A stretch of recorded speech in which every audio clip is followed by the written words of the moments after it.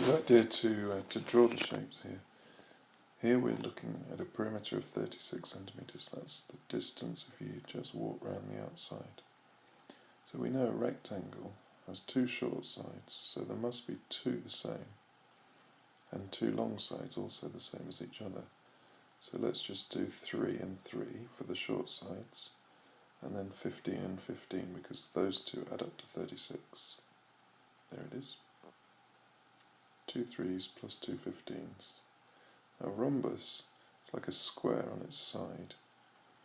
It has the side lengths are exactly the same. So those can be all 9, adding up to 36. Kite is slightly different. It has two sides that are the same as each other but longer, and two sides that are the same as each other but shorter. So it looks to me like the 10 will be the long sides, so we'll have two 10s, and then the shorter sides need to be, if we've got two 10s, that's 20, take that off 36, we need 16 divided into 2, so there'll be two 8s. So it'll be 10, 10, 8, and 8, also adding up to 36.